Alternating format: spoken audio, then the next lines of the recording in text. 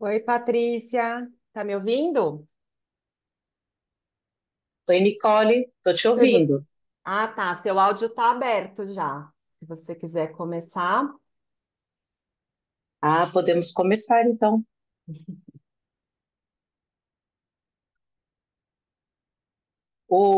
Pede para o Matheus colocar os slides. tá. Bom, gente, podemos começar, Nicole? Tudo pronto? Podemos, vamos lá. Pontualidade é nosso nome. Boa noite a todos, todas e todes. É um prazer imenso ter vocês aqui conosco nessa aula aberta, que é a segunda aula aberta, né, do NECA. Nós estamos promovendo 4 aulas abertas. Uma foi na terça-feira passada, com a professora Daisy, e a segunda aula é hoje, né, com o Edson Cabral e comigo. E nós temos mais 2 aulas abertas nas próximas semanas, né, também nas terças-feiras, nesse mesmo horário. E aí a gente vai falar também um pouquinho delas. Mas primeiro, agradecer a todos que estão aqui nessa aula aberta, nessa participação. Estamos bem contentes de poder contar com vocês. A gente tem aqui um levantamento de participação, né? É, Nós estamos com 26 estados e 207 municípios participando dessa aula aberta, então é uma grande alegria essa grande participação. Nós tivemos, inclusive, que, na verdade, o próprio sistema bloqueou novas inscrições porque se esgotou. O NECA fez um esforço por conta do sucesso que foi a aula da Daisy, fez um esforço para ampliar o número de participação aqui no Zoom, e então ampliou, por isso nós conseguimos aí o número de quase 500 pessoas inscritas, né? Deu 500, mas aí o Matheus falou que alguns nomes estavam repetidos. Acredito que as pessoas acabaram ficando com medo de não ter se inscrito, mas se inscreveram de novo. Então, nós temos 439 pessoas inscritas para essa aula, que tem total liberdade de participar dessa plataforma.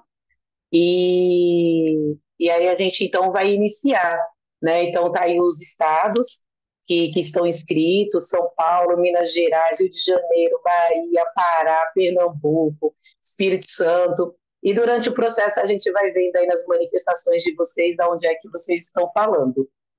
E pode passar o slide. E aí a gente tem esse público participante, né? Que é de 500 pessoas. Então, tem profissionais do serviço social, da psicologia, do direito, tem pedagogos, né? Tem trabalhadores do serviço de acolhimento, tem gestores da política pública. Então, bastante profissionais aí que procuraram a aula do NECA e que estão aqui conosco também. E aí nós queríamos apresentar para vocês a programação da nossa noite. Então, nós estamos iniciando agora às 19h30, às 19h35, é esse momento de acolher cada um e cada uma que está aqui. E aí nós vamos fazer aí, então, uma breve apresentação do NECA, vamos falar um pouco sobre o trabalho que o NECA realiza, e depois, então, nós vamos ter uma introdução sobre o ECA e o Sistema de Garantia de Direito, com o professor Edson Cabral, e vamos falar também sobre a participação da sociedade civil no Conselho Municipal, também com o professor Edson Cabral. E após essa explanação do professor Edson, vou dialogar com vocês sobre a participação da sociedade civil no Conselho Tutelar.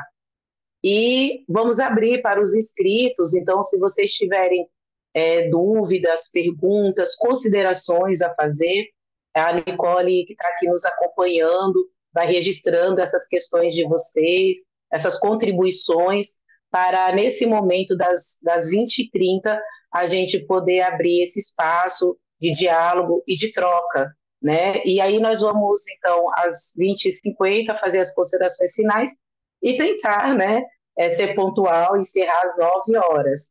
Mas, assim, com muita tranquilidade, se a gente acabar excedendo aí 5, 10 minutinhos, porque a gente entende que durante a programação a gente precisa fazer muito esforço para tudo dar certo dentro do tempo. Então, já fique aí com 10, 15 minutinhos, caso a gente precise reorganizar aqui essa programação.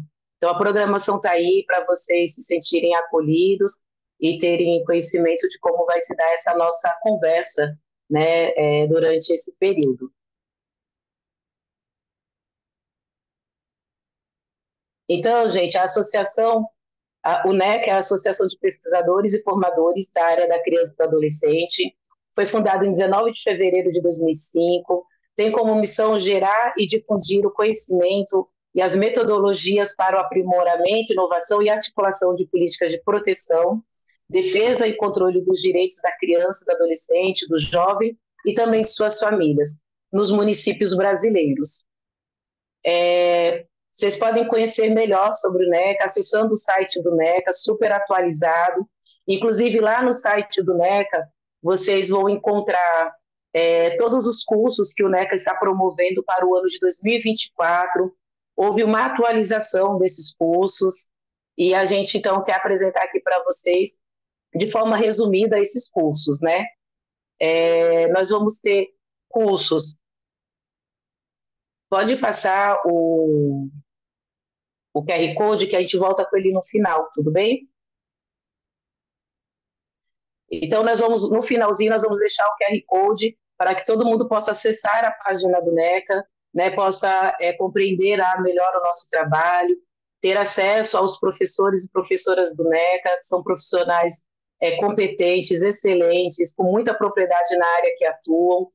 O NECA tem um coletivo, né, de professores associados que caminham com o NECA, que fortalece o NECA, para que a gente possa chegar cada vez mais longe, né, sempre buscando a qualidade do atendimento de crianças e adolescentes nos diversos setores da sociedade, do sistema de garantia de direito.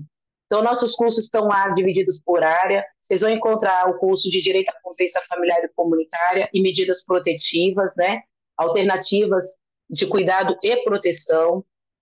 Vocês vão encontrar também cursos na área de violações de direito e violência, enfrentamento às violências contra crianças e adolescentes, estratégias de prevenção e atendimento.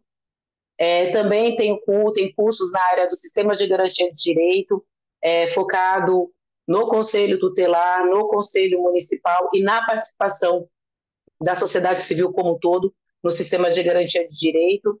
Também o curso de socioeducação e as medidas socioeducativas, e também outros cursos que estão ligados ao SUAS, ao Sistema Único da Assistência Social. As próximas aulas abertas, né? Se inscrevam, vão lá no site e se inscrevam. No dia 23/4, na próxima terça-feira, a gente vai dialogar sobre práticas e estratégias no atendimento socioeducativo de adolescentes em cumprimento de medidas socioeducativas, com a nossa professora maravilhosa, a professora Irandi Pereira, né? Então, lá no site você pode ir lá e se inscrever. No dia 7/5, a gente vai dialogar, então, com o professor José Carlos Bimbati e a Aline Conegundes, que vai dialogar conosco sobre o enfrentamento às violências contra crianças e adolescentes, estratégias e prevenção, estratégias de prevenção e atendimento. E também esse é a nossa quarta aula aberta. Então, aproveite as aulas abertas. Todas as aulas têm certificado.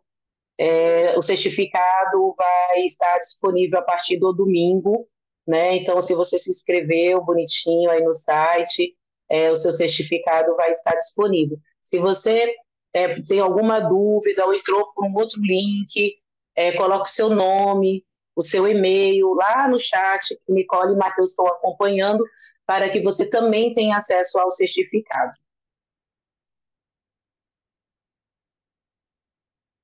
E agora com vocês, o professor Edson Cabral, um grande companheiro do NECA, um professor que, para além da teoria, tem os pés enraizados na sociedade civil, na luta popular pela garantia dos direitos da criança e adolescente, uma vasta experiência nessa área, dialoga no NECA também com os conselhos municipais, e hoje vai focar aqui para a gente sobre a participação da sociedade civil no Conselho Municipal dos Direitos da Criança e do Adolescente. E antes disso, vai fazer uma breve explanação a respeito do Sistema de Garantia de Direito e o Estatuto da Criança e do Adolescente. Então, com vocês, o professor Edson Cabral. Boa noite a todas e todos. Espero que estejam me ouvindo bem. Iniciar agradecendo essa oportunidade, dizer da grande responsabilidade de estar aqui, mas do prazer também de estar com tanta gente de diversas partes do Brasil. Esse nosso país que é tão grande, né? É um país continental. A tecnologia ela nos ajuda nesse momento com isso, de termos pessoas de diversas localidades, que se a gente fosse fazer, talvez presencialmente tivessem dificuldade, né? Por conta de distância, custo. Então, vamos aproveitar esse momento. Eu tenho certeza que nesse número grande de participantes devem ter muitas pessoas já conhecidas aí pelo período de trabalho que a gente já tem na área de militância. Então, é um prazer redobrado aí estar podendo encontrar, dialogar, trocar ideias, saberes, aprender também um pouco mais com as dúvidas, com as considerações de cada um, de cada uma. Como o tema hoje é sistema de garantia de direitos, eu achei importante e é um tema extenso e o tempo, como sempre, é um tempo relativamente curto. Então, eu vou fazer uma introdução bastante enxuta, sintética, falando um pouco do contexto histórico do surgimento do Estatuto, porque vocês vão entender um pouco a lógica dessa apresentação na minha fala.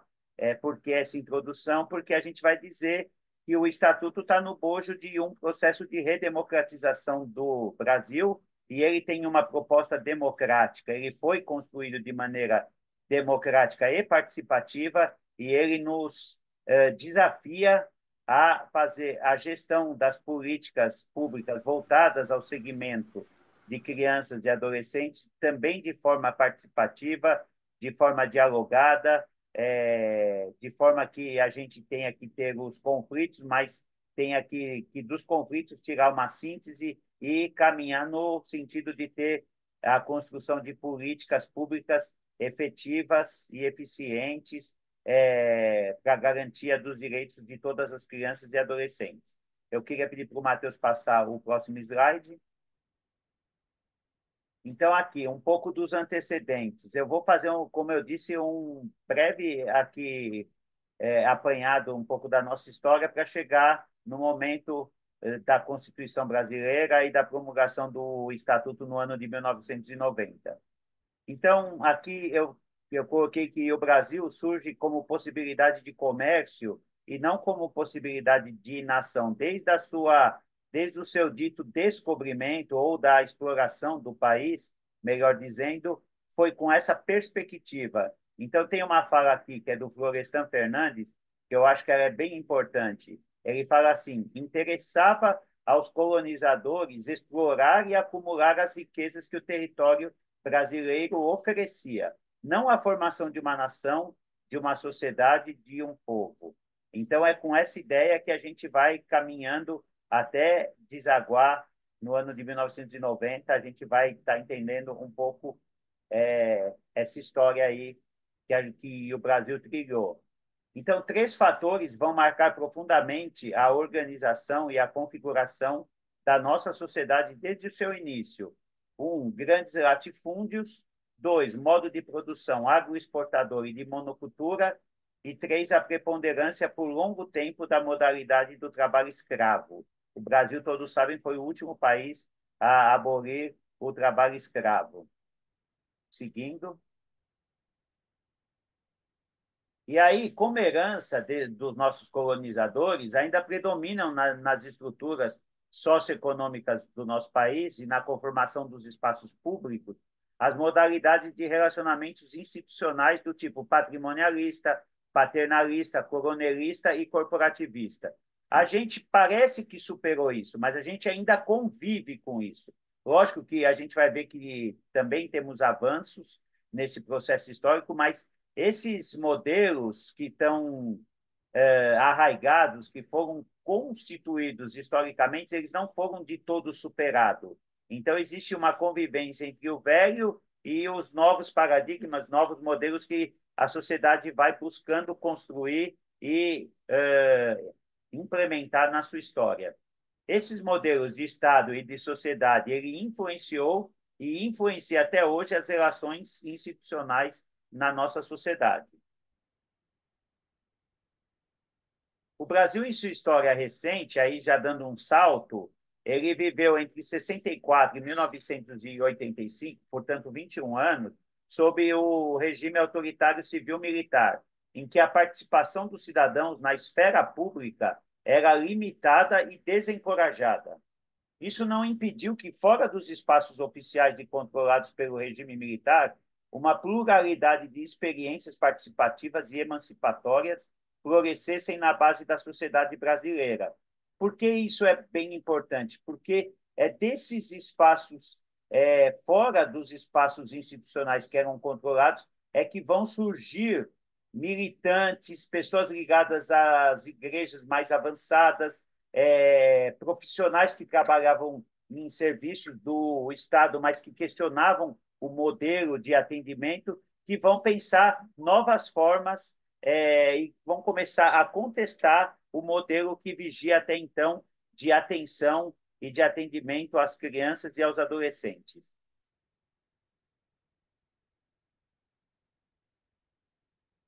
Grande parte das forças políticas e sociais que impulsionaram o processo de redemocratização do país na década de 80 estavam imbuídas de uma concepção democrática ampliada, que não se restringia apenas ao restabelecimento do sistema representativo eleitoral.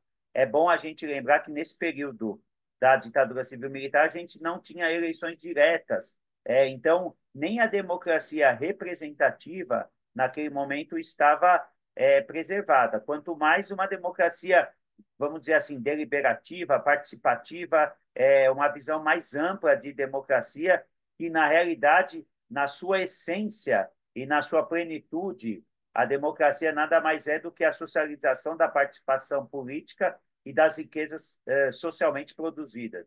A gente só pode dizer de democracia quando a gente atinge esses patamares, né? Só que a gente está no processo de luta constante para que esse conceito de democracia ganhe concretude, ganhe tangibilidade no cotidiano da vida dos cidadãos e, sobretudo, das crianças e dos adolescentes.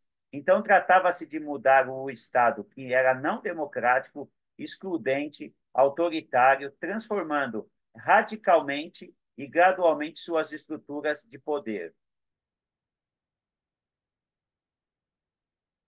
Mas como transformar esses ideais que estavam na cabeça e nos corações e nas mentes de algumas pessoas que não concordavam com aquele modelo? Como transformar isso em realidade?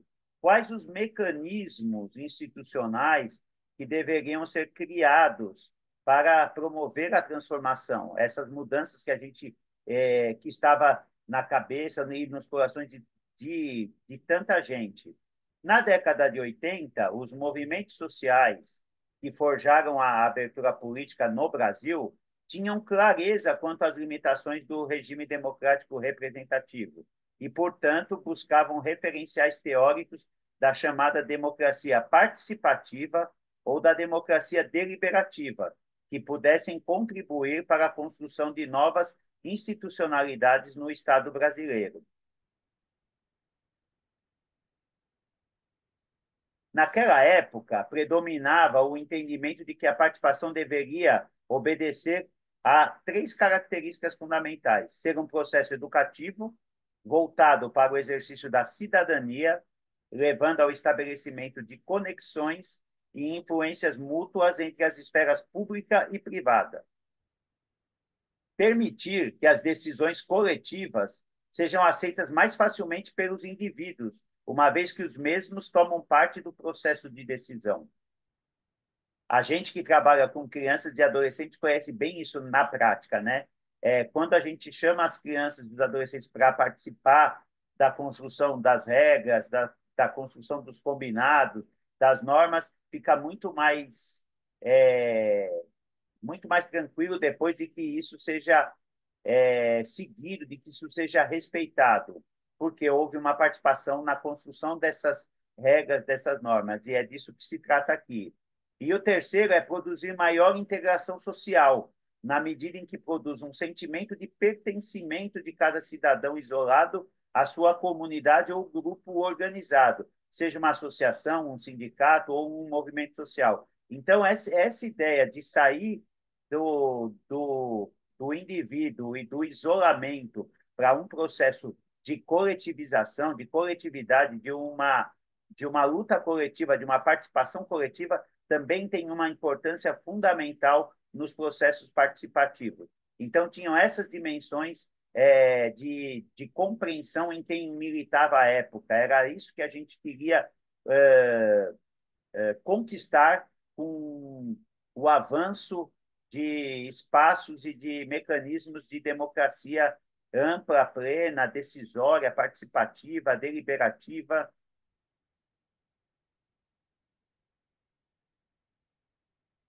Então, como democratizar um Estado altamente burocratizado e autoritário por anos de ditadura militar? Que institucionalidades deveriam ser construídas? Esses eram os desafios que se apresentavam à Assembleia Constituinte e aos movimentos sociais quando do debate da Constituição em 1988.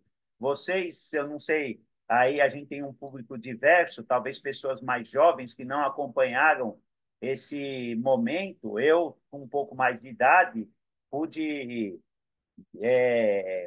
ter um conhecimento mais próximo do que se passou. Houve uma efervescência de movimentos, de grupos sociais, levando as suas pautas, levando as suas demandas aos deputados, aos constituintes, que eram os representantes que estavam elaborando essa Constituição. Então, tanto que a Constituição de 1988 ela é tida como uma Constituição avançada e ficou conhecida com a alcunha, né, com o apelido de Constituição Cidadã, né, pelo que ela traz enquanto propostas, enquanto visão de sociedade, nação. É muito importante que essa pressão feita pela sociedade civil, essa participação ativa da sociedade civil, ela influenciou positivamente no texto final da Constituição brasileira. Aí eu peguei, só para questão de exemplificação, duas partes da Constituição. Parece banal falar da Constituição, mas não é nada banal nesse momento, nessa quadra histórica que a gente vive, onde muitas vezes a nossa luta não é nem por avanços, é para evitar maiores retrocessos. Em alguns momentos históricos, a gente tem uma sensação de que caminha para trás. Então, a gente vai entender os avanços que a gente teve, que os movimentos tiveram, que os cidadãos com as cabeças e os corações voltados numa visão de sociedade justa, fraterna e democrática naquele momento, eles conquistaram para a nossa sociedade, e essa tarefa da continuidade de dar uma concretude e fazer com que isso ganhe essa realidade cotidiana é uma tarefa que está colocada para nós, dia a dia, para nós que estamos nesse momento, nesse país, nessa sociedade. Então, logo no preâmbulo da nossa Constituição, está dizendo assim: nós, representantes do povo brasileiro, reunidos em Assembleia Nacional Constituinte para instituir um Estado democrático, aqui eu grifei, promulgamos, sob a proteção de Deus. Aqui é uma questão, apesar do Estado ser laico, essa é uma questão que está sempre presente, né? A questão de Deus. a seguinte Constituição da República Federativa do Brasil. Então, logo no preâmbulo, a gente tem a ideia de instituição de um Estado democrático. E aí, no título 1, dos princípios fundamentais, logo no artigo 1º, olha só que importância teve esse movimento da sociedade brasileira. A República Federativa, formada pela união indissolúvel dos estados e municípios e do Distrito Federal, constitui-se em Estado democrático de direito e tem como fundamentos: 1, a soberania; 2, a cidadania, eu grifei; 3, a dignidade da pessoa humana; 4, os valores sociais do trabalho e da livre iniciativa; 5, o pluralismo político. E tem um parágrafo único que eu me lembro muito da minha militância no Fórum Estadual dos Direitos da Criança, que grandes amigos e grandes militantes viviam falando: todo o poder emana do povo que o exerce por meio de representantes. Então, lá no parágrafo único já do artigo 1º, tem essa frase: todo o poder emana do povo, para ver a importância que essa lei tem e teve naquele momento e expressou uma ideia que estava colocada, um anseio que estava colocado na sociedade brasileira. Lógico que não na sua totalidade, mas que as forças que tinham esse desejo foram hegemônicas e foram predominantes para conseguir essa conquista na nossa legislação. Então, no bojo desse movimento todo, que eu rapidamente, lógico, com saltos, eu não me detive a vários momentos históricos importantes, mas no bojo desse movimento de redemocratização e da promulgação da Constituição brasileira é que vai ser elaborado o Estatuto da Criança e do Adolescente, que é, na realidade, uma regulamentação de artigos da Constituição, que é o artigo 226 e 227 da Constituição. Eles são regulamentados por meio do Estatuto da Criança e do Adolescente, promulgado em 1990. Portanto, lá se vão quase 34 anos da promulgação dessa importante lei, que também é uma lei que está imbuída de um espírito democrático, de um espírito participativo. E aí eu quis, assim, ressaltar mesmo, eu tinha até feito vários outros slides, mas o tempo acaba sendo pequeno, para dizer que o Estatuto é uma lei que traz várias revoluções, desde o princípio do entendimento do conceito de criança e adolescente, de proteção integral, de condição peculiar de desenvolvimento. São vários paradigmas, vários conceitos, várias ideias, várias visões que estão colocadas no Estatuto, que rompem frontalmente com o que a gente tinha até então, que era o Código de Menores. Mas uma das importantes revoluções que o Estatuto fez, foi na forma como ele foi elaborado.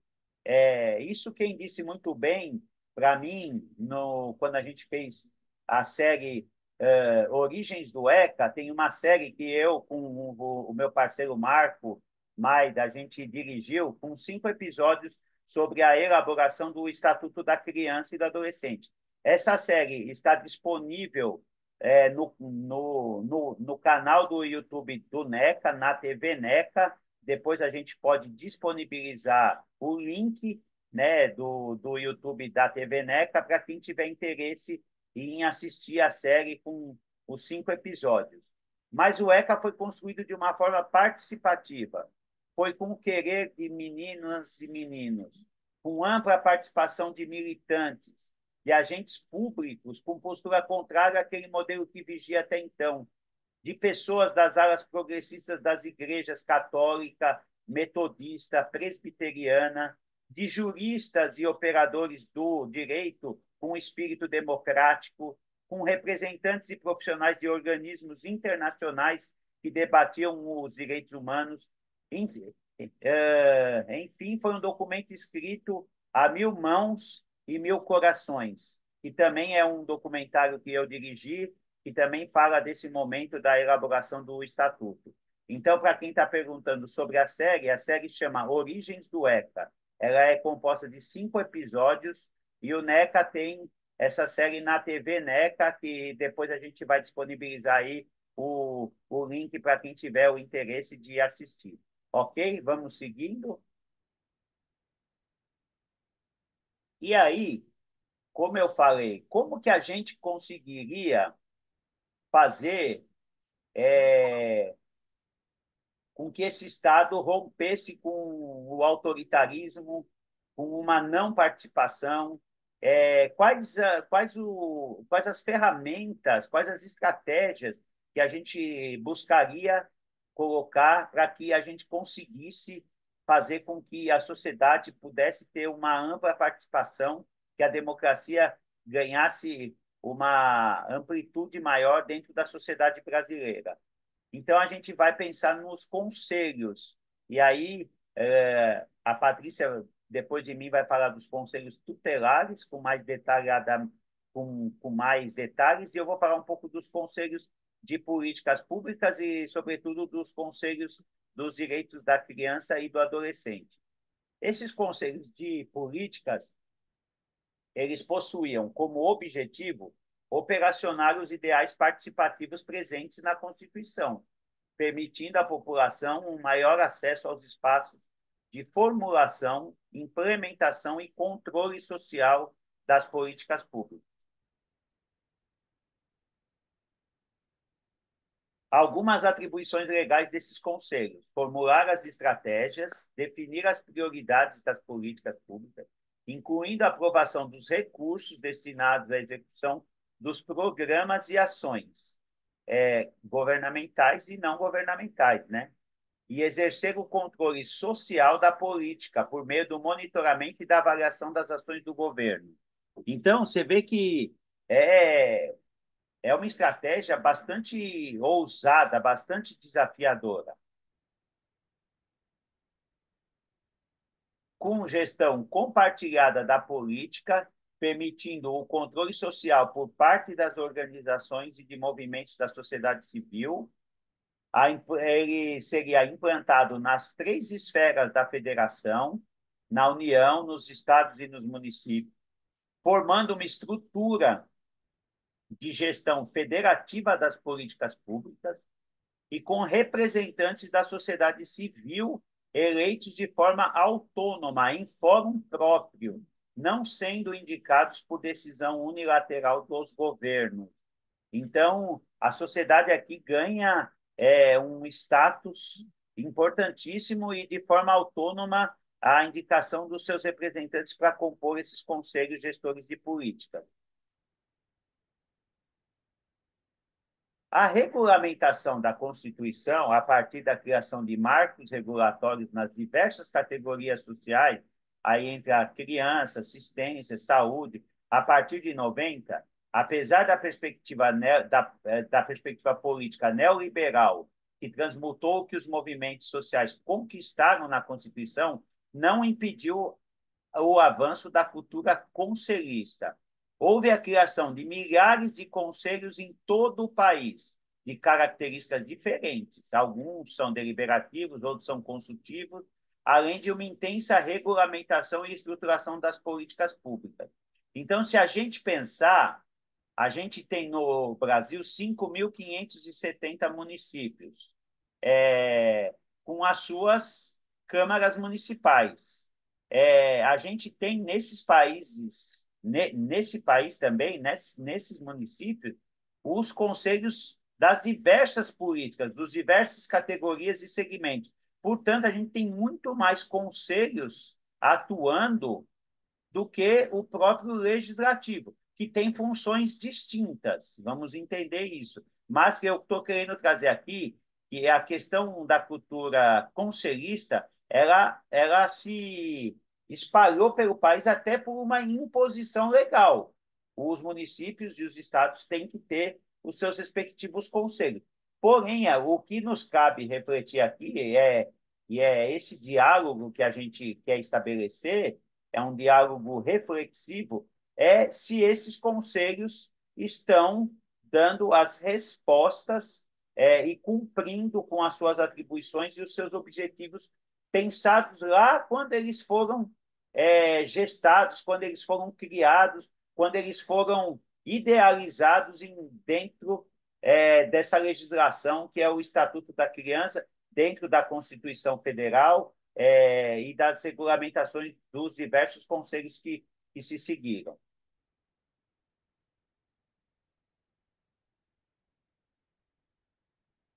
Aí, só para um quadro síntese, se a gente falasse, como eu fiz uma coisa muito sintética, eu preferi trazer esse quadro meio resumo aí, né? Temos o Estatuto, o Estatuto traz quais os direitos que as crianças e os adolescentes eles têm enquanto sujeitos, enquanto pessoas dotadas de todos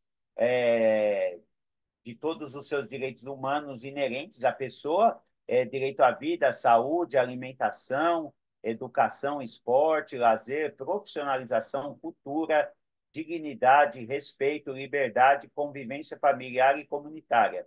Temos a política de atendimento, que é no sentido de garantir esses direitos e de promover, que tem que ter articulação dessas políticas, dos programas e dos serviços nas diversas instâncias, e quem são os responsáveis. A família, os conselhos, os poderes constituídos, as organizações da sociedade civil, todos nós que operamos e fazemos essa política ganhar uma concretude no cotidiano.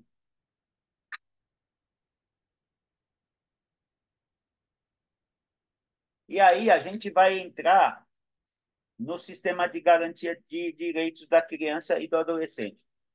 Pensem bem, uma lei que foi feita de forma participativa, que propõe uma gestão democrática do Estado, Estado aqui entendido como nas suas três esferas, União, Estados e municípios. Se a gente pensar na arquitetura da República Federativa Brasileira, a gente tem poder executivo, poder legislativo, poder judiciário. E aí a gente sempre fala aonde fica pendurado os conselhos. Ele não é executivo, ele não é legislativo, ele não é judiciário. Então, é uma arquitetura que foi proposta muito desafiadora. E o que o Estatuto traz, no sentido de visão de criança e de adolescente e de garantia de direito, é muito desafiador para uma sociedade como a nossa. Então, para que a gente faça esse estatuto, essa lei sair do papel e ganhar a vida e as ruas e o dia a dia da vida das crianças, das famílias, a gente precisa de uma organização, de uma estrutura, de uma estratégia muito bem pensada. E aí se pensou no sistema de garantia de direitos. Por quê? A palavra sistema de garantia de direitos ela não está presente no estatuto. Ela é mais uma estratégia para que tudo que está lá no Estatuto, sobretudo a política de atendimento, ela ganhe a concretude necessária, ela se torne realidade. Então, esse sistema ele vem traduzir de forma mais organizada o que está expresso no ECA para a efetivação dos direitos da população infanto-juvenil. Ele traduz as responsabilidades de cada segmento, esclarecendo que sem a integração e a articulação dos mesmos, não é possível efetivar os direitos humanos de crianças e adolescentes. Então, aqui a palavra integração e articulação ganha uma dimensão muito importante. Ela é fundamental para que esse sistema ele funcione e ele efetive os direitos humanos das crianças e dos adolescentes. Aí eu trouxe uma frase que está na resolução 113 do CONANDA, no seu artigo 1º. E o CONANDA fez a resolução para deixar mais explícito, mais claro, mais incorporado à rotina dos conselhos, das organizações sociais, dos serviços e programas governamentais e não governamentais, essa ideia de sistema de garantia. Então, o sistema de garantia dos direitos da criança e do adolescente constitui-se na articulação e integração das instâncias públicas, governamentais e da sociedade civil, na aplicação de instrumentos normativos e no funcionamento dos mecanismos de promoção, defesa e controle para a efetivação dos direitos humanos da criança e do adolescente nos níveis federal, estadual, distrital e municipal. Esse é o artigo 1º da Resolução 113 do CONANDA, e aí a gente vai ver, na sequência, ainda no seu artigo 2º dessa mesma resolução, que compete ao sistema de garantia promover, defender, controlar a efetivação dos direitos civis, políticos, econômicos, sociais, culturais, coletivos e difusos em sua integralidade, em favor de todas as crianças e adolescentes, de modo que sejam reconhecidos e respeitados como sujeitos de direitos e pessoas em condição peculiar de desenvolvimento, colocando-os a salvo de ameaças e violações a qualquer de seus direitos, além de garantir a apuração e reparação dessas ameaças e violações. Então, vejam, esse sistema nada mais é do que o que eu disse, é uma estratégia de integração e de articulação para a garantia de todas esses direitos e para responder às violações quando elas acontecerem e às ameaças. Então, é uma tarefa, é uma ideia de arquitetura que o Estatuto desafia a gente e que a gente vai aqui hoje, aqui coletivamente, com esse grupo que está participando, refletir aonde a gente está avançando, aonde a gente está falhando, quais os desafios, quais as dificuldades que a gente tem encontrado nesse fazer cotidiano para que esse sistema funcione com cada serviço, cada órgão, cada setor que compõe esse sistema, fazendo a sua parte, tendo as suas atribuições e responsabilidades. Quando a gente estava fazendo o documentário sobre o estatuto que eu já falei para vocês, a gente fez uma entrevista com o querido Paulo Afonso Garrido, que era promotor à época e foi um dos redatores do estatuto. E ele falou assim: depois que a gente conseguiu elaborar o ECA e a promulgação, a aprovação do ECA, cada um foi cuidar da vida. Cada um foi para o seu lado, aí a tarefa era ocupar esses conselhos, fazer esses conselhos ganharem a concretude. Só que aí tem sempre aquela discussão. Os conselhos, de alguma forma, são órgãos institucionalizados. E muito da sociedade civil se institucionalizou na participação nesses conselhos e perdeu um pouco da força de pressão junto ao Estado, ao poder público, aos gestores dos executivos, dos legislativos e do judiciário, para que os direitos das crianças, para que a gente tivesse mais avanços ainda nesse modelo participativo e de democracia, que é uma combinação de democracia representativa e participativa. Gente, se vocês tiverem questões, dúvidas, vocês vão colocando aí no chat. Eu estou aqui avançando na minha fala, mas eu já vou concluir mais um pouquinho só para a gente encerrar essa ideia do sistema. Então, aqui, se vocês verem, esse aqui, talvez muito de quem está aqui já viu isso várias vezes. Todo mundo quase utiliza esse desenho aí, essa construção que foi feita pelo Dr. Murilo de Giacomo, ele fez uma máquina dando a ideia do funcionamento do sistema de garantia de direitos da criança e do adolescente. Como que teria que funcionar essa máquina para que, no final, a gente estivesse saindo lá da torneira, se vocês estão vendo com atenção, a proteção integral desses direitos.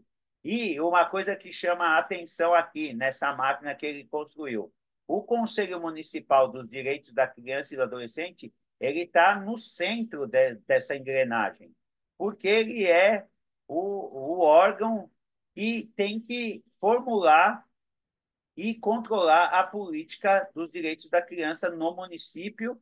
Então, é um órgão realmente fundamental, chave, para que esse funcionamento do sistema de garantia aconteça de uma forma eficiente, de uma forma eficaz e efetiva.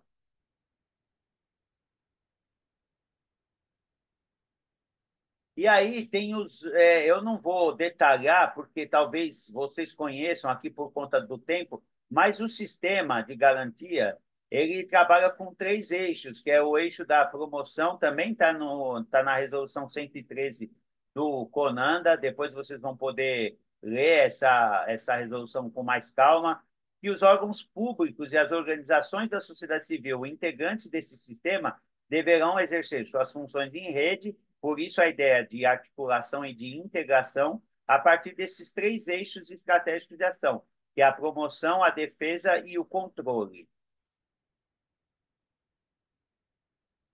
E tem que funcionar aí, é só também uma ideia de desenho, eles se retroalimentam, né? Esses três eixos, eles estão de maneira concomitante aí, funcionando e se retroalimentando e de forma integrada. E aí, alguns desafios para depois a gente, quando for para o debate, a Paty vai trazer outros tantos relacionados também à participação e ao conselho tutelar, mas esses são alguns que me vêm à cabeça. Lógico que se a gente fosse ter tempo, a gente levantaria diversos outros desafios, até porque nós somos melhores em pensar os desafios do que as conquistas, mas pensar os desafios é fundamental, junto com a ideia de refletirmos como superar esses desafios, como a gente avançar, né? Então, o desafio de abrir mais o Estado, de educar o povo para exercer a cidadania e contribuir efetivamente na consolidação da democracia, o desafio da exigibilidade dos direitos, o desafio do fortalecimento dos fóruns, das associações, das organizações da sociedade civil. Essa é uma questão muito cara para mim. Eu sinto hoje que a gente deu uma enfraquecida na participação nos fóruns, sobretudo, e é bem importante essa retomada, esse fortalecimento. O desafio da participação social na área econômica. Muitas vezes a gente tem conselhos de políticas públicas em quase todas as áreas sociais, mas nós não incidimos na pauta econômica. E como já, para quem é militante e antigo, fala que lugar de criança é no orçamento. Se não tivermos dinheiro, se não tivermos recursos, a prioridade absoluta que está escrita no ECA, ela se torna letra morta. Então, o desafio dessa participação e da incidência na área econômica também está colocado para a gente aí. Eu vou passar para a Paty, agradeço e estou à disposição para a gente dialogar na sequência com as questões e considerações. Muito obrigado.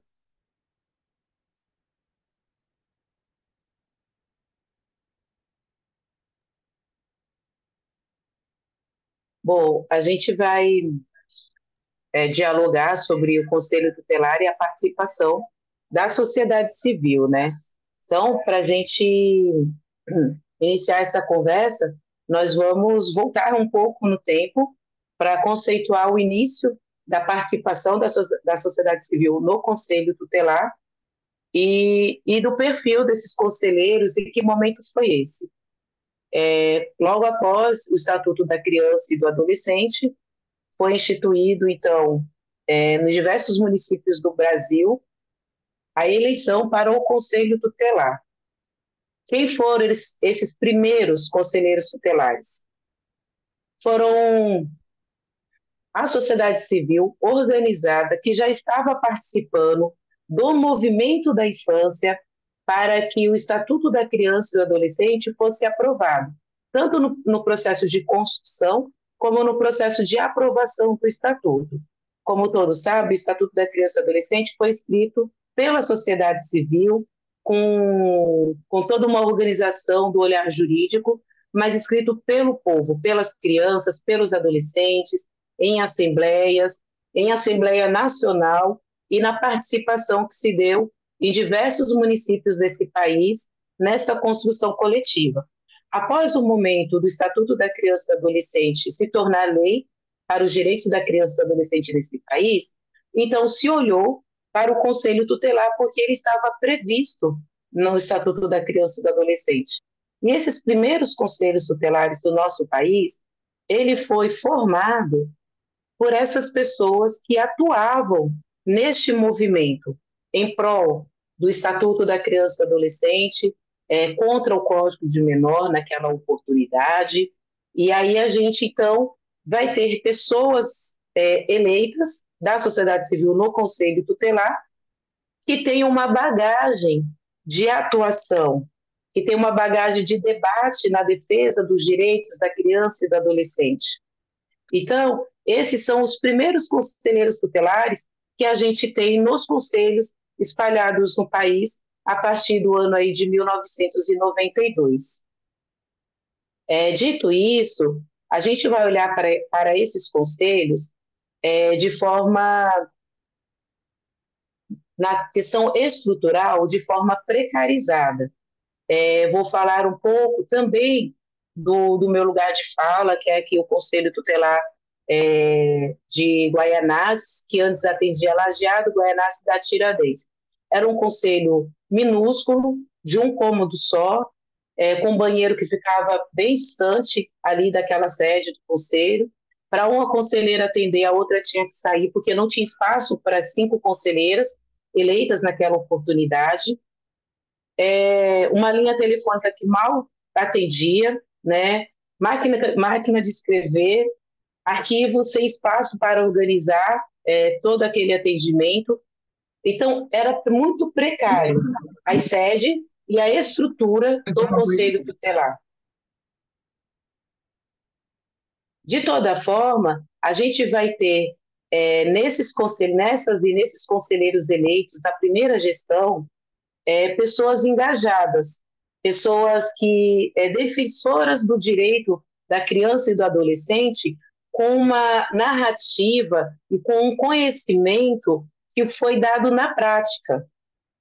É muito, muito fácil, inclusive, encontrar naquela oportunidade, a partir de 1992, no perfil dos conselheiros tutelares, que naquele momento não tinha o ensino fundamental terminado, mas que eram conselheiras tutelares combativas, atuantes.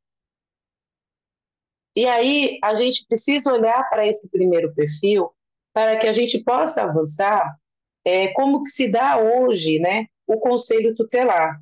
Porque a legislação, as leis municipais foram avançando na sua organização das eleições do Conselho Tutelar e foram criando alguns outros critérios estabelecidos em processos seletivos que muitas vezes acabam trazendo um afastamento dessas pessoas que estão nos movimentos e que muitas vezes não estão no banco da universidade. Tem muitos municípios que hoje exigem o curso superior para o conselheiro tutelar.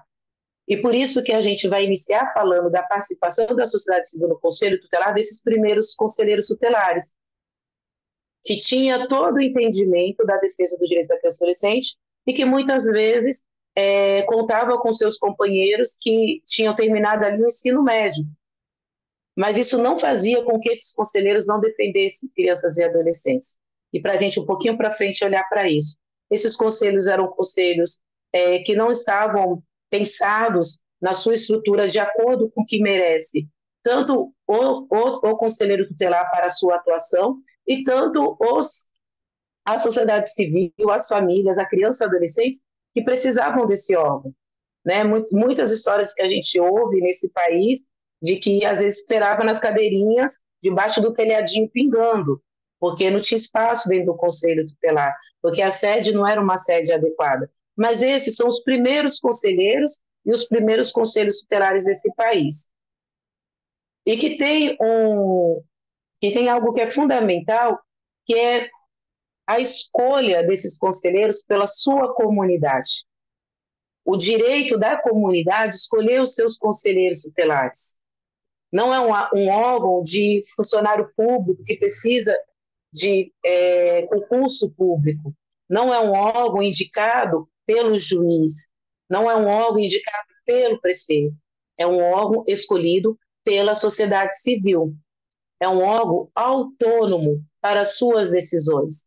É um órgão colegiado, né? 5 conselheiros para tomarem as decisões da maneira mais acertada possível, dentro do seu debate colegiado. Não é um órgão jurisdicional. Por que ele não é um órgão jurisdicional? Porque naquela oportunidade do Estatuto da Criança e do Adolescente, a sociedade pensou um conselho tutelar formado pelas pessoas da comunidade que pudesse atender crianças e adolescentes dentro das suas violações de direito, dar os encaminhamentos necessários, requisitar os serviços necessários para que essa violação cessasse e, assim, não precisasse que as situações do cotidiano dessa criança e do adolescente, na relação com a violação de direito, chegasse ao judiciário. Porque antes do Estatuto da Criança e Adolescente, todas as situações que envolviam crianças e adolescentes era de responsabilidade, então, do judiciário. E aí eu queria dialogar com vocês essa desjudicialização das ações, né? Por quê? Porque o Conselho Tutelar ele não integra o Poder Judiciário. Nesse momento, pode passar para o próximo slide. Nesse momento, o ECA reserva ao juiz as competências próprias da função do juiz, que é atender crianças e adolescentes no que se refere aos conflitos de interesse, destruição do poder familiar, guarda, tutela, adoção, acolhimento, situações ligadas ao ato infracional cometidos aí por adolescentes. E aí a gente vai ter lá no artigo 148, do 1 ao 6º, quais são as atribuições, então, do juiz. Por que a gente vai dialogar sobre isso?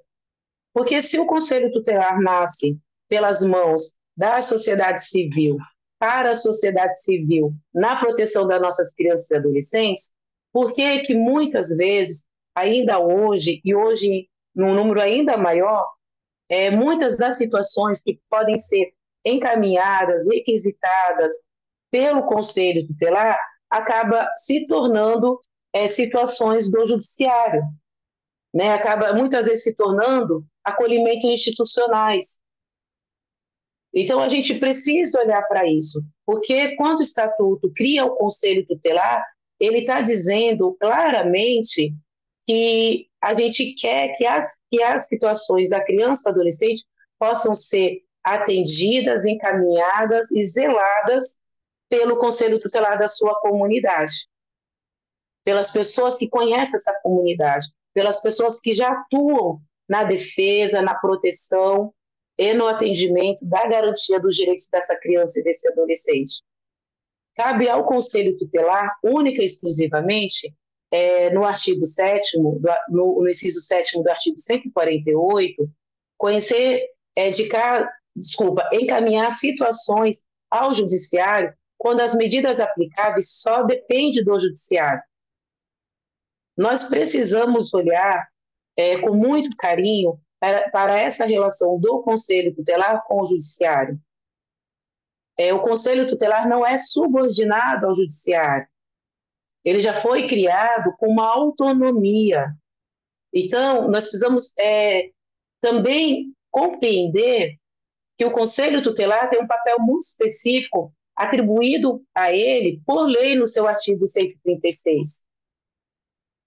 Isso significa que não podemos ainda nos dias de hoje, aceitar determinações que não é da atribuição e da tarefa do Conselho Tutelar, e que precisamos dialogar, sentar em rede, sentar nesse coletivo para dizer o que não é o papel do Conselho Tutelar, mas não deixar de fazer aquilo que é o nosso papel.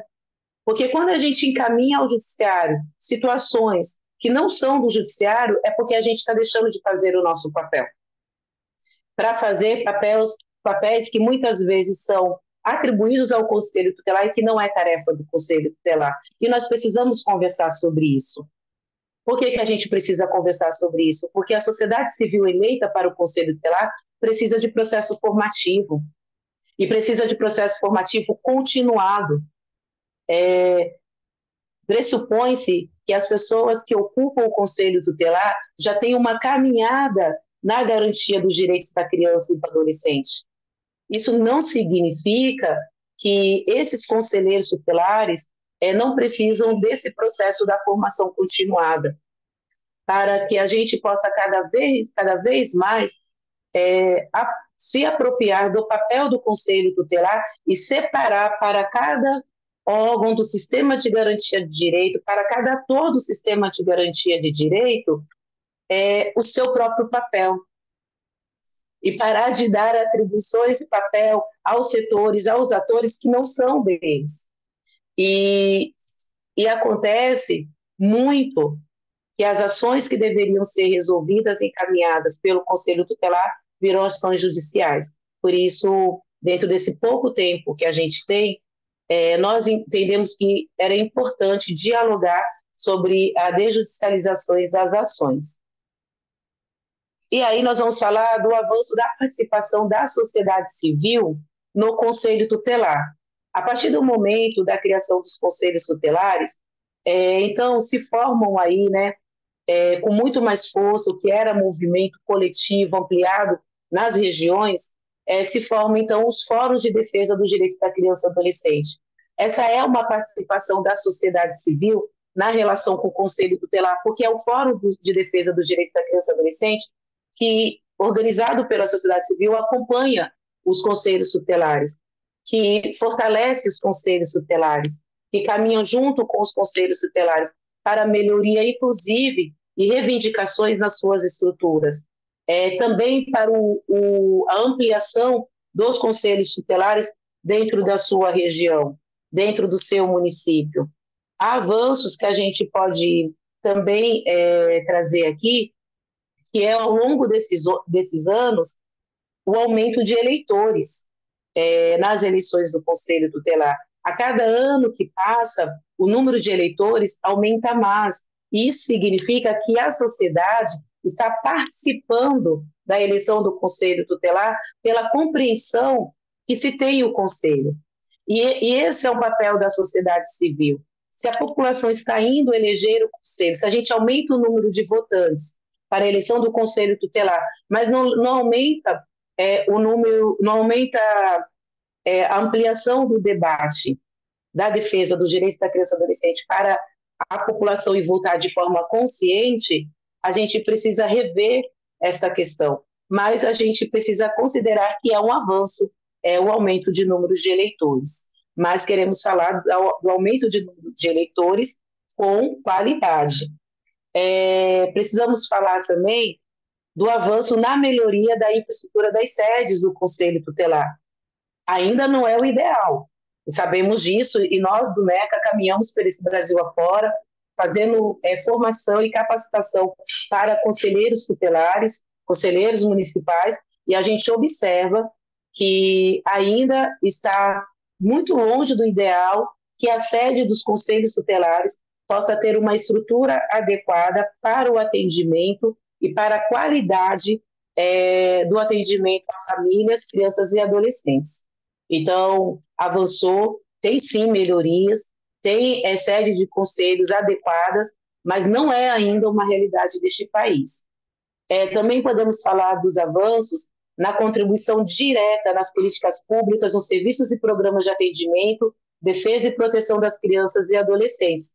Quando a gente amplia a participação da sociedade civil no Conselho Tutelar, nós estamos ampliando o debate da sociedade civil através do Conselho, junto às políticas públicas, junto ao poder público, junto ao judiciário, junto ao executivo, ao legislativo, e isso com certeza trouxe, desde 1990, trouxe para cada realidade dos municípios brasileiros e também na esfera federal, na esfera estadual e na esfera municipal, avanços de serviços, de programas de atendimento à criança e ao adolescente, na defesa e também na proteção.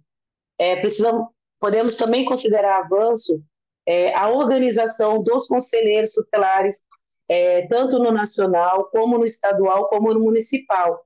Há hoje essa organização, esse debate sobre o trabalho do conselho, a função do conselho, os procedimentos da ação conselheira.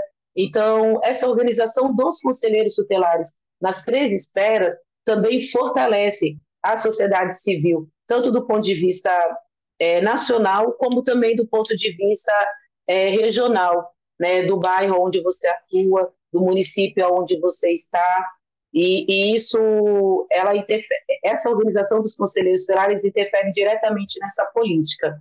É um avanço muito grande, também não dá para falar de todos na relação da sociedade civil com o conselho, então a gente enumerou aqui para a gente o significativo, mas a gente não pode deixar de falar da unificação da data da eleição do conselho tutelar, e isso foi muito importante, porque potencializou o Conselho Tutelar para o país inteiro.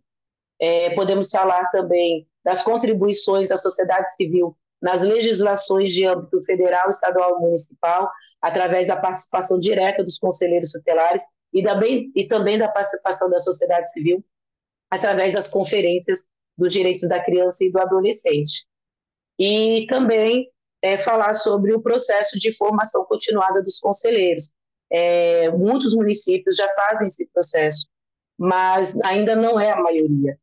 E o processo de formação continuada hoje está previsto em lei como uma necessidade, né, para que os conselheiros tutelares possam estar cada vez mais dialogando o seu procedimento, a sua atuação, sob a luz da lei, mas também organizando esses procedimentos, dialogando com os fluxos de atendimento dos municípios, para que a gente possa, para também conseguir fazer o seu trabalho em rede, compreender como funciona essa rede, e assim a gente conseguir ter um conselho tutelar que faz de fato só a sua atribuição, e que nesse processo de formativa, de capacitação continuada, a gente possa conseguir que a rede funcione junto com o Conselho Tutelar e o Conselho Tutelar com a rede, porque muitas vezes a ausência dessa formação, dessa capacitação continuada, que não é só para o Conselho Tutelar, é para toda a rede em relação ao Conselho Tutelar,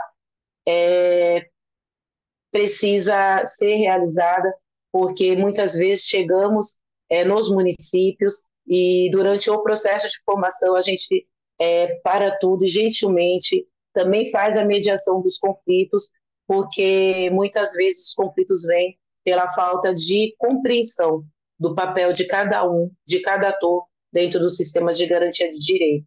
E, por último, encerrando, alguns desafios que a gente vai trazer, que é a ampliação do Conselho Tutelar, né?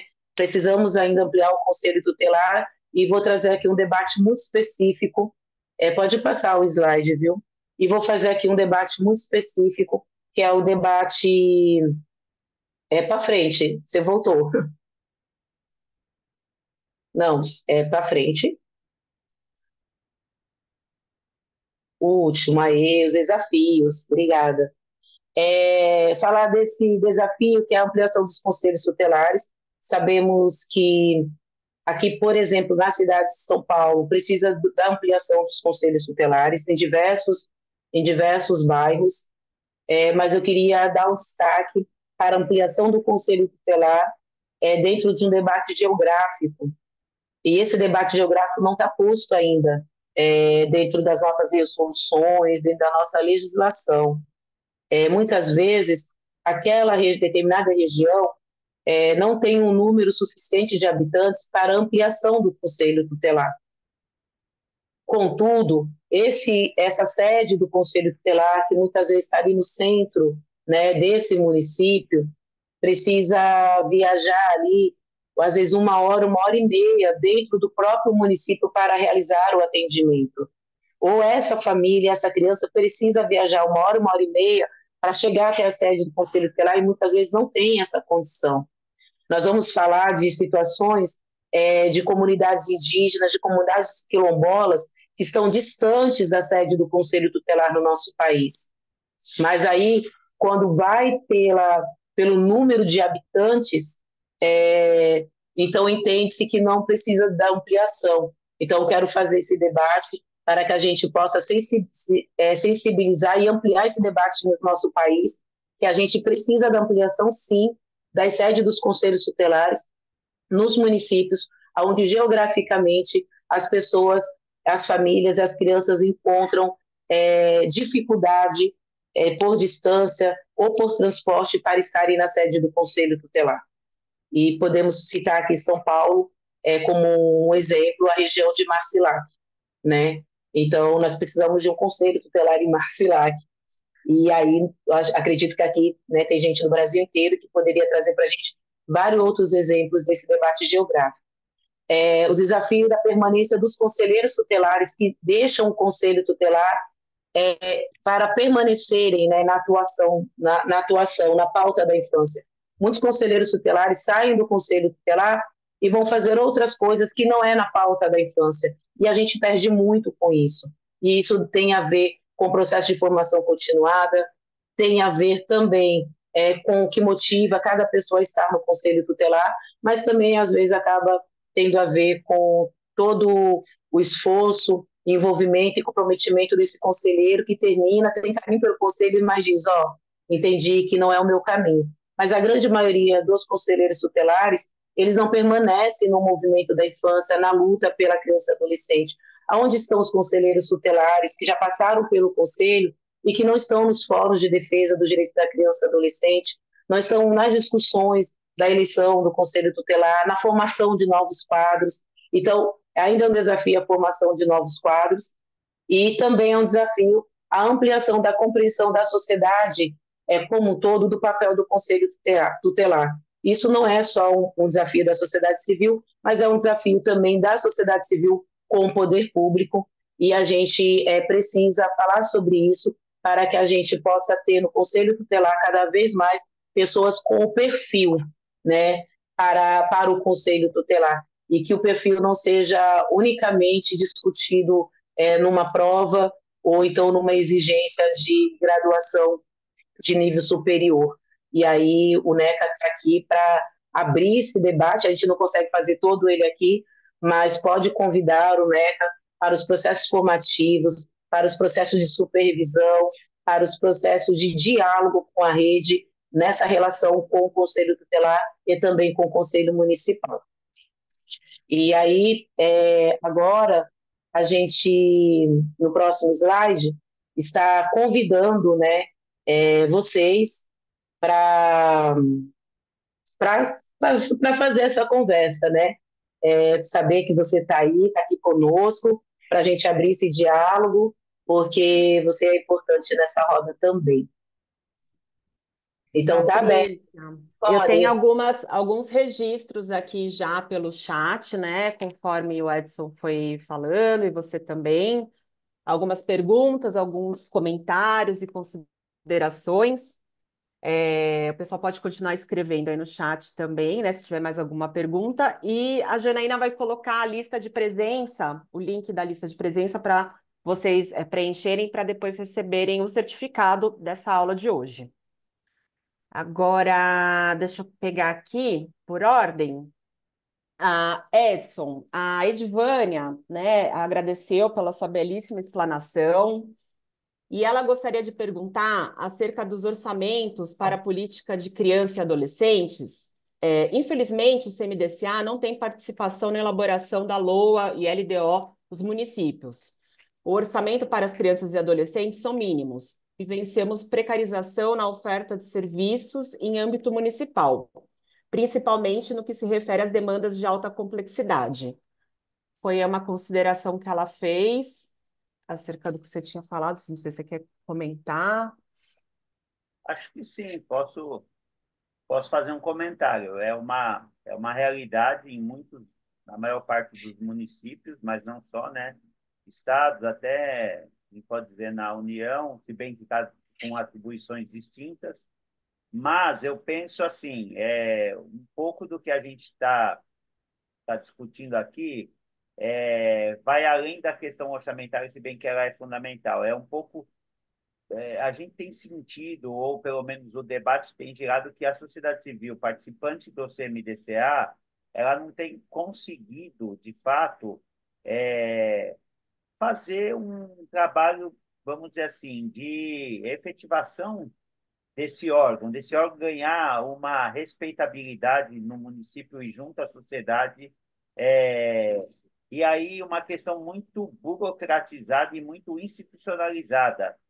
Fica talvez uma, uma polarização entre o papel político do CMDCA, e aí não é político partidário que eu estou dizendo, não é da pequena política, como dizia Gramsci, mas é da política no sentido da participação, dessa responsabilidade pelo bem público, pelos direitos das pessoas.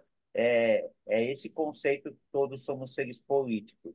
E a questão técnica, porque muitas vezes o que acontece é que a parte orçamentária é um, é uma caixinha de siglas e coisa que muita gente que está como conselheiro da sociedade civil, mas não só, até do governo isso acontece também, ele não conhece muito bem, tecnicamente, essa matéria e acha que isso o impede de participar, mas não impede. A grande questão é que os executivos eles não são afeitos a ampliarem esse processo de forma realmente democrática. As audiências públicas, quando elas acontecem, elas são pro forma, com baixa participação, praticamente nem o CMDCA muitas vezes participa. O CMDCA não é organizado no sentido de mandar as suas prioridades para compor esse orçamento municipal.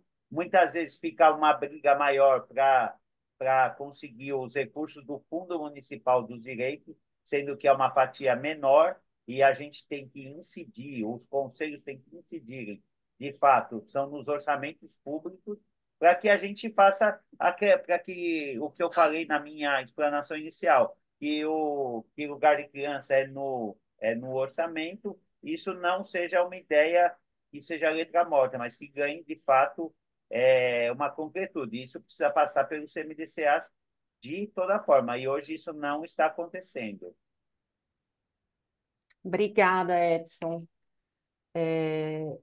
Aqui depois eu tenho uma. Eu acho que a Patrícia acabou falando sobre isso, né? Agora mais no final. O Alessandro me fala: boa noite a todos. Gostaria de saber o que você pensa sobre o número e distribuição dos conselhos tutelares atualmente. Aí, se É, você... como a Nicole falou, acabei comentando e falando sobre isso na explanação, mas é importante que a gente saiba que a gente ainda não tem um número de conselhos tutelares suficiente no Brasil, né? Muito também tendo em vista essa questão geográfica que a gente traz aqui, né, para essa luz dessa aula, para a gente espalhar no Brasil inteiro esse debate, e também no que se refere ao número de habitantes. E uma outra demanda uma outra questão que a gente precisa dialogar é o número de demanda de cada sede do conselho. Às vezes, você tem o número de habitantes para essa sede, mas o número de demanda é muito grande no município. Então, é importante que a gente avance nas políticas públicas para que essa demanda diminua no conselho tutelar, né, que as violações diminuem, mas muitas vezes a gente vai precisar, de fato, ampliar mais um conselho tutelar. Então, os municípios precisam fazer esse estudo levando essas três considerações: o número de habitantes, a demanda reprimida nesses conselhos, no sentido de não dar conta mesmo, porque é muito atendimento por dia, e também a questão geográfica que é o distanciamento das famílias da sede do Conselho Tutelar e a impossibilidade de ser atendido ali. Obrigada, Patrícia. O Lorenzo Delaine, ele fez aqui um comentário. A resolução 113 do CONANDA, artigo 5º, fala do sistema de garantia de direitos funcionar em rede. E aí o que ele comenta é que faltam redes organizadas, né? Aqui um comentário dele. A Posso, Dag Bonfim, ela colocou aqui: minha inquietação é sobre o tempo que o Estado leva para destituir a família, uma vez que 90% não é possível que a família passe a ver este filho como tal. E nisso a criança vai fazendo aniversário, aumentando a angústia a cada dia, mês, anos. Não sei se vocês querem posso, comentar. posso comentar duas questões? Eu acho que da resolução 113 aí do CONANDA, é fato. Hoje em dia, a gente não tem uma rede efetiva que trabalhe articuladamente, integradamente, que discuta com assertividade as questões que são importantes para a garantia dos direitos da criança, muitas vezes acontecendo lacunas nesse atendimento ou até sobreposição de atendimentos e, em casos de violência, revitimização das crianças e dos adolescentes. Eu não quero ser saudosista, que eu acho que isso não é um bom remédio para a nossa realidade, mas quando eu iniciei há muitos anos atrás, o meu trabalho, a discussão em rede que a gente tinha uma qualidade que eu sentia muito legal. Não era só ficar discutindo, mas era buscar realmente caminhos para efetivar esses direitos quando uma criança estava numa situação de violência ou de violação. Então, tinha uma ideia de efetividade. A gente trabalhava com a divisão de responsabilidades. Hoje, eu acho que a gente está num momento muito daquela analogia à batata quente. Esse problema ele não está comigo, está com outro, não é meu. De quem é meio um jogo de empurra muitas vezes. E aí, não é uma área que eu domino, passo para Patrícia, mas eu queria dizer que o comentário que a Dali fez, a gente precisaria saber se esse número que ela fala de 90%, da onde vem essa informação, porque a gente vê que a maior parte das famílias que não conseguem é, cumprir com o seu papel, né, de maternagem e de paternagem é muito mais por uma questão social, econômica, e que muitas vezes isso impacta nessas questões emocionais e afetivas nessa relação das famílias do que outra coisa. Pelo menos é a minha experiência na minha história, mas eu acho que a Patrícia tem melhores condições de comentar esse tema. A gente pode dialogar, Edson, com a pergunta, né, que foi feita, com uma simples frase que é muito, que a gente usa muito no NECA: cada caso é um caso, né? Não dá para generalizar a questão da destituição do poder familiar como algo moroso, de forma geral, porque cada situação é uma e precisa ser acompanhada e ter a atenção e o atendimento devido para se esgotar os recursos para que essa criança, então, possa estar na família substituta através da guarda ou adoção. Então, como eu não sei qual é a realidade desse município, vai ser difícil discorrer sobre. Contudo, toda criança e adolescente tem direito a ser educada e estar no seio familiar, né? Seja ela na família de origem, seja ela na família extensa, ou seja ela através da guarda ou da adoção.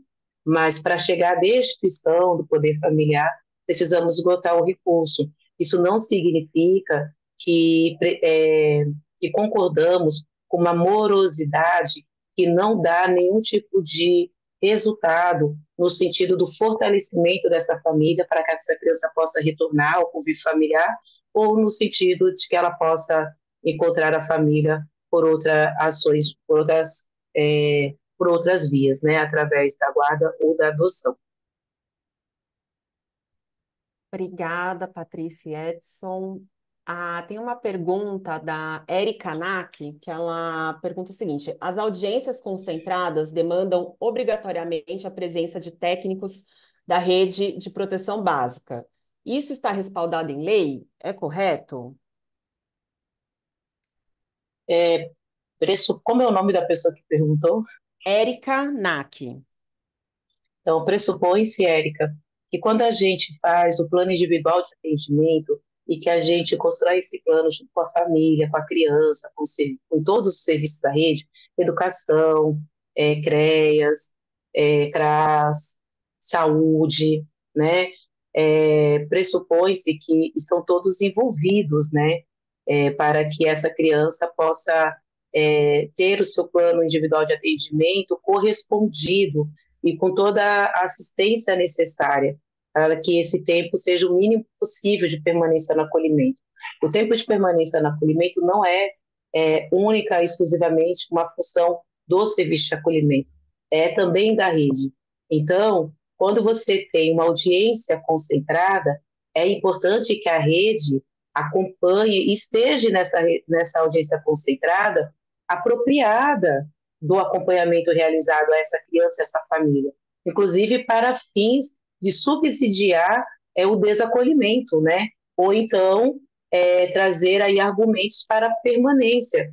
Precisa que essa família seja atendida na rede quando essa criança está no conselho tutelar. Dessa forma, compreendemos que a rede precisa estar nas audiências concentradas, porque é natural que se caminhe junto no atendimento da criança e adolescente, que essa criança não é única e exclusivamente responsabilidade do acolhimento institucional. Bom, tem uma pergunta aqui da Flávia de Paula. Ela fala assim: boa noite. Gostaria de saber se é atribuição do Conselho Tutelar cobrar higiene corporal das crianças e adolescentes. Então, não. Se você faz um atendimento e você vê que a higiene está precarizada, precisa fazer o encaminhamento necessário para os serviços de convivência e fortalecimento de vínculo, que vai trabalhar com essa criança, com essa família, precisa fazer também as requisições necessárias de subsídio para que às vezes para essa família ter acesso, né, aos produtos de alimentação, de higiene, de limpeza, e que muitas vezes a gente sabe que essas condições são dadas pela ausência, né, de condições financeiras, a ausência do trabalho, né, a ausência aí do recurso financeiro e que deve ser providenciado através dos programas de transferência de renda para que essa família possa ter minimamente o básico para cuidar da sua higiene. Mas não é um papel do Conselho Tutelar dialogar ou expor ou constranger uma família por conta da questão da higiene. Tá certo. Obrigada, Patrícia. Agora tem uma pergunta aqui que é da Daisy, que eu acho que é a nossa Daisy. Tá assim, eu desconfio. A relação do Conselho Tutelar com a rede de atendimento é muitas vezes confusa. As medidas protetivas anteriores ao acolhimento são de competência do Conselho Tutelar, mas elas dependem da existência de serviços públicos e da receptividade dos profissionais às requisições de serviços. Vamos falar sobre isso? Vamos falar sobre isso, né? Edson, quer falar? Posso falar? Pode falar. Então, vamos falar sobre isso. É muito importante que a rede no município possa estar organizada, que ela possa ter encontros, né, quinzenais, mensais, de articulação no atendimento, na proteção e na defesa dos direitos da criança e adolescente. Não sei se foi a nossa Deise, mas a Deise que fez a pergunta, ela faz a pergunta e já responde. Precisamos dialogar sobre isso, porque é fundamental que o processo de formação, de capacitação para a rede de atendimento como um todo, ele seja feito nos municípios, né? Porque isso aproxima, porque isso alinha as ações e isso evita, né, com certeza, que crianças e adolescentes possam ser acolhidos sem um motivo, né, previsto no Estatuto da Criança e Adolescente. A gente precisa dialogar mais sobre o motivo da negligência, né, que vem disfarçado de higienismo, que vem disfarçado de racismo, que vem disfarçado de culpabilização da mulher. Então, é fundamental que a rede possa estar alinhada, organizada e que possa ter encontros mensais, quinzenais e possam receber também processos de alinhamento formativos e conceituais do papel da rede na vida de cada uma dessas famílias. Eu só queria complementar uma questão que eu vi vários comentários, muitas vezes falam que o conselho tutelar, ele não sabe muito bem qual é a sua atribuição, o seu papel, isso foi falado pela parte. Só que eu acho que essa confusão ou esse desconhecimento não é só do conselheiro ou do conselho tutelar, é também de quem demanda o conselho tutelar. Então, a gente muitas vezes tem uma mania só de pensar a coisa de mão única, mas nesse caso ela é de mão dupla. Quem está na rede, quem está nos serviços, quem está nos conselhos, seja municipal ou de políticas, também tem dificuldade na compreensão do que é o papel e a atribuição do Conselho Tutelar. Então, acaba chegando muita demanda, de fato, que não é ou não seria de atribuição do Conselho Tutelar para o Conselho por conta desse desconhecimento. E tem, sim, lógico, como foi comentado aqui, como em todas as áreas, vários conselheiros tutelares que também têm dificuldade de conhecer e de compreender, à luz do estatuto e das legislações, qual é o seu papel e as suas atribuições. Obrigada, Edson. Bom, aqui no chat tem muitos comentários, né, a respeito das explanações. Aqui, como uma última consideração, uma última pergunta, qual Gisélia, qual a recomendação quando o juiz da vara da infância exige dos conselheiros tutelares demandas que não competem a eles? Como, por exemplo, participar de eventos da cidade.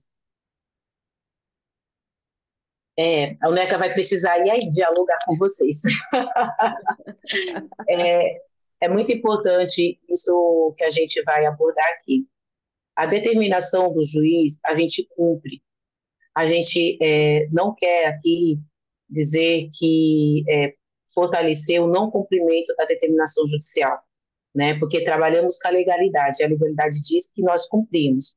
O que nós, conselheiros tutelares, podemos fazer é que, diante de uma determinação que se confere ilegal às atribuições do conselho tutelar, solicitar imediatamente essa reunião presencial para falar sobre essa determinação, né? Munidos aí da legislação, dos argumentos e da narrativa, né, da atuação do Conselho Tutelar, para gentilmente dizer ao juiz ou à juíza que essa não é uma função, não é um papel do Conselho Tutelar. Quando o juiz submete o Conselho Tutelar a determinações daquilo que não está na sua atribuição, está tirando do Conselho Tutelar um tempo útil para fazer exatamente aquilo que é a sua atribuição. Então, nós precisamos dialogar sobre isso.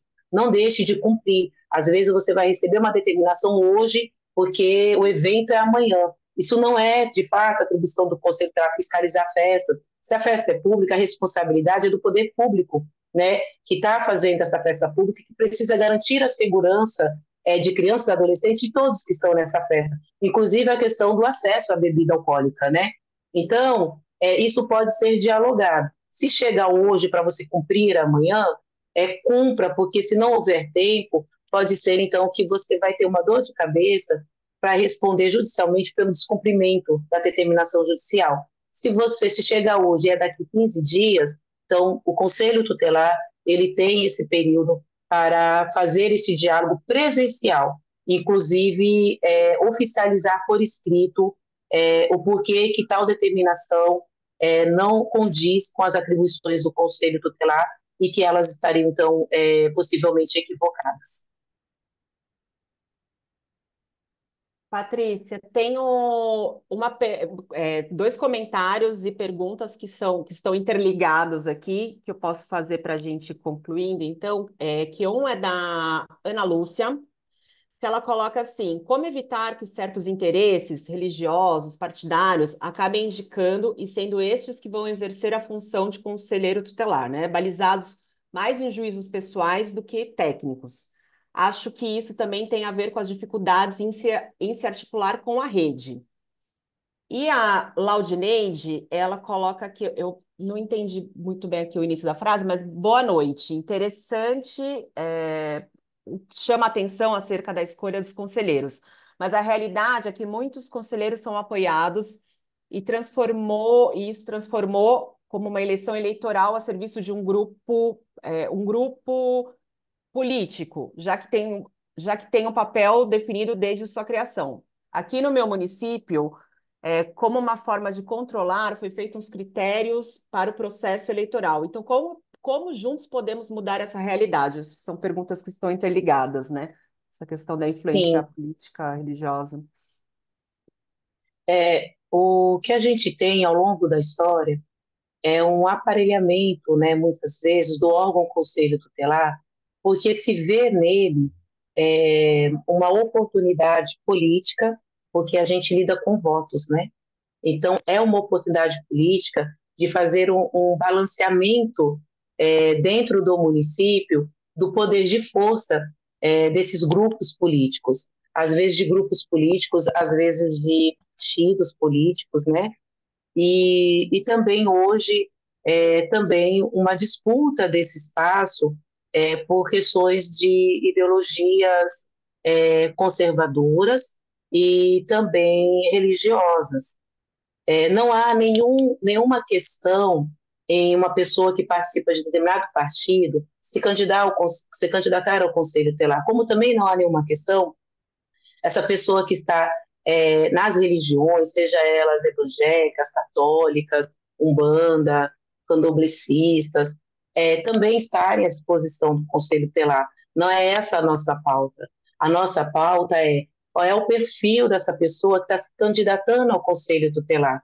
E quando ela vem candidata ao Conselho Tutelar, ela vem com qual objetivo? Ela vem para defender os direitos da criança e adolescente ou ela vem para pregar nesse espaço do Conselho Tutelar o seu partido, o seu grupo político ou a sua ideologia religiosa, né? Ou a sua ideologia política ou a sua compreensão religiosa aí, do mundo. Exemplo, a gente vai ter aí um aumento, sim, nas últimas eleições, de pessoas que se colocaram à disposição do Conselho Tutelar desses setores. A nossa maior questão é qual é o objetivo disso e como que esse conselheiro tutelar, independente de onde ele venha, como que ele está nesse conselho, né? E que contribuição ele traz para a defesa dos direitos da criança e do adolescente, qual é a bagagem que ele tem para exercer um atendimento de qualidade a essa criança e essa família, para identificar a violação de direito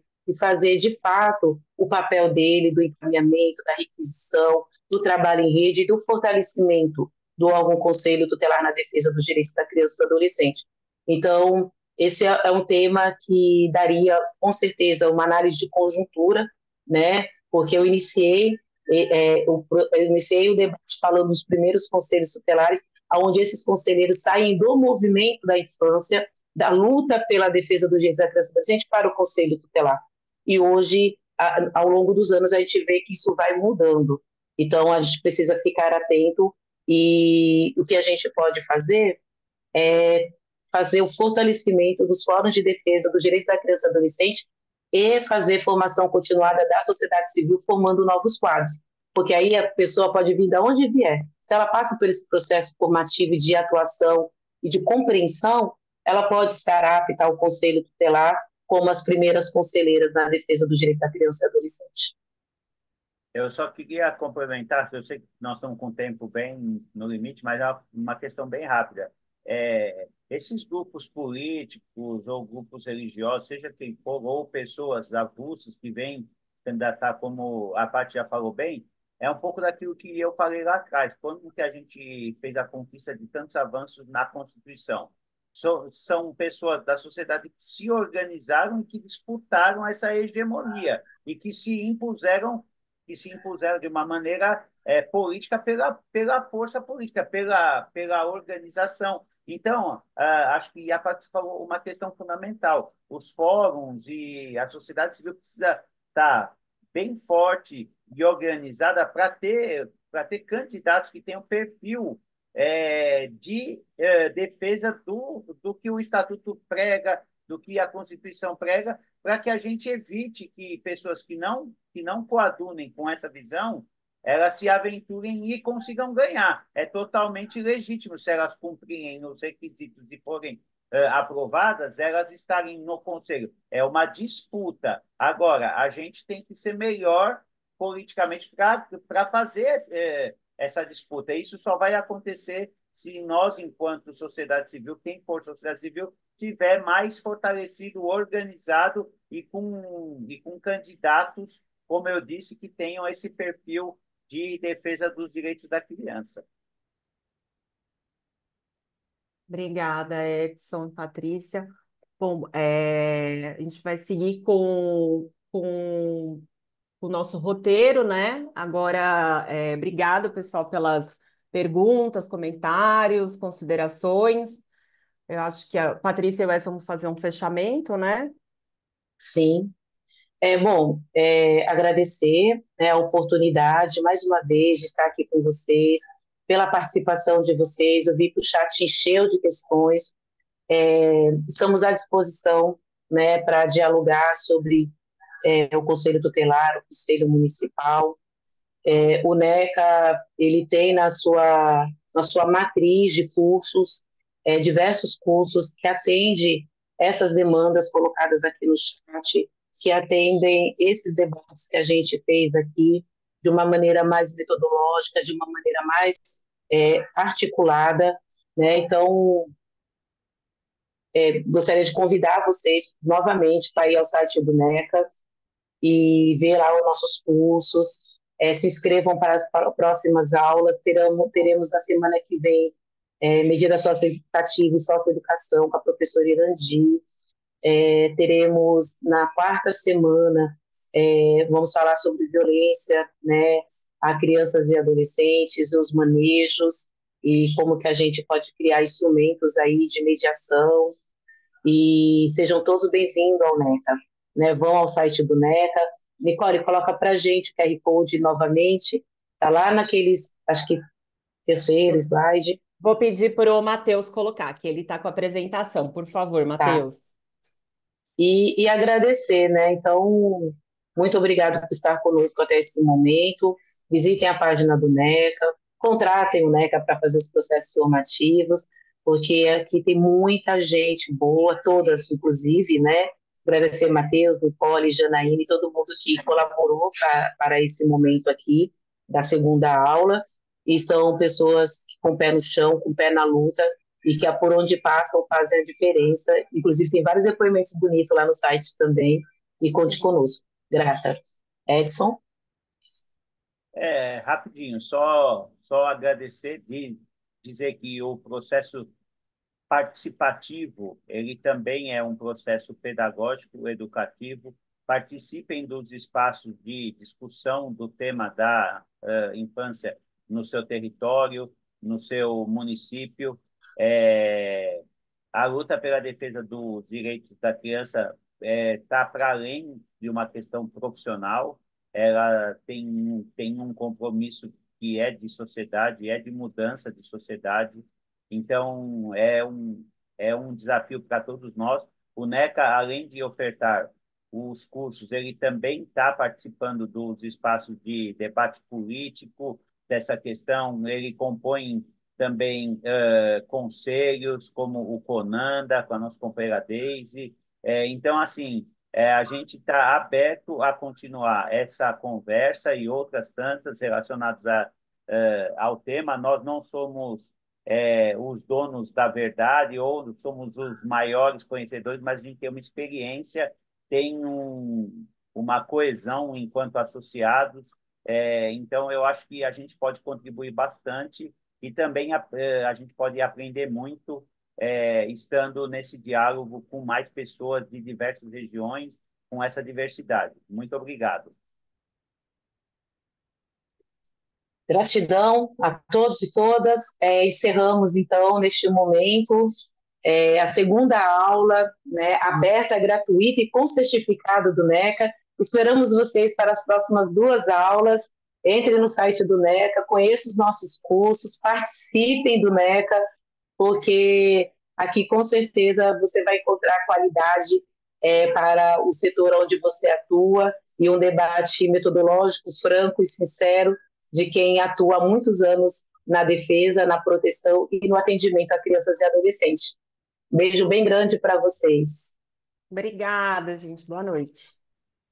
Boa noite.